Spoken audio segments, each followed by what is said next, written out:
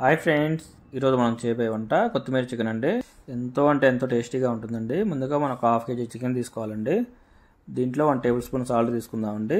అలాగే mixie jar తీసుకొని ఒక చిన్న అల్లం ముక్క సన్నగా కట్ చేసి తీసుకోవాలండి. మరి 8 వెల్లుల్లి రెబ్బలు తీసుకోవాలి.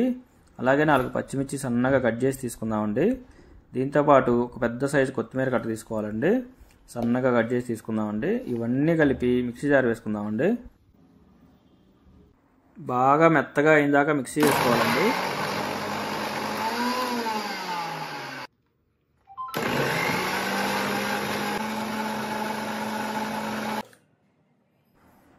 ఇలా మెత్తగా కావాలండి. ఇలా వేసిన కొత్తిమీర పేస్ట్ని తీసుకొని చికెన్లో వేయాలండి. దీంతోపాటు 2 టేబుల్ స్పూన్ల కారం కూడా తీసుకోవాలి. మరియు దీనికి ఫ్రైడ్ ఆనియన్ తీసుకుంటే చాలా బాగుంటుందండి.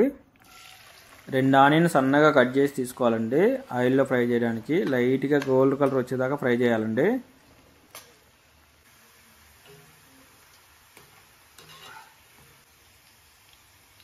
ఫ్రైడ్ ఆనియన్ 1 కప్పు తీసుకోవాలండి. ఇలా అన్నీ బాగా కలిపి పక్కన పెట్టుకోవాలండి.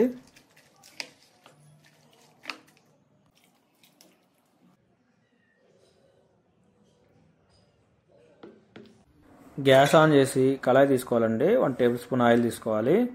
ఆయిల్ వేడయ్యాక 4 రెబ్బల కరివేపాకు తీసుకోవాలండి. అలాగే ఒక మీడియం సైజ్ ఆనియన్ సన్నగా కట్ చేసి తీసుకోవాలండి. దాంతోపాటు 2 పచ్చిమిర్చి సన్నగా కట్ చేసి తీసుకుందామండి. బాగా కలిపుకొని మూత పెట్టుకోవాలండి. 5 నిమిషాల పాటు సిమ్లోనే ఉంచాలి. ఆనియన్ ఫ్రై అయ్యాక 2 మీడియం సైజ్ టమాటా సన్నగా కట్ చేసి తీసుకోవాలండి. బాగా కలిపుకొని మూత పెట్టుకోవాలండి. 5 నిమిషాల దాకా టమాటా బాగా మగ్గేదాకా ఉంచాలండి. తర్వాత మనం కొత్తిమీరతో కలిపి పెట్టుకుని చికెన్ వేయాలండి. బాగా కలిపుకొని మూత పెట్టుకోవాలి. 15 నిమిషాల దాకా మంట మీడియం సైజులోనే ఉంచాలండి.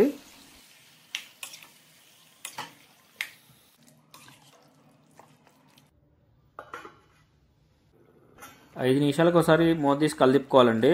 ముక్క చాలా మెత్తగా టేస్టీగా ఉడుకుతుందండి.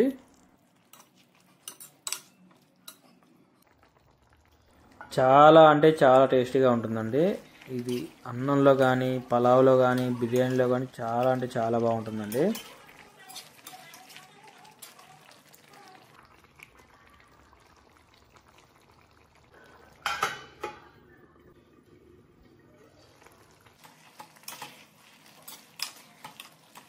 రెడీ అయిందండి.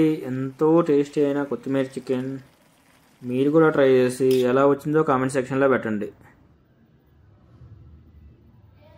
Please support Giant friends, like and comment and subscribe. Thank you.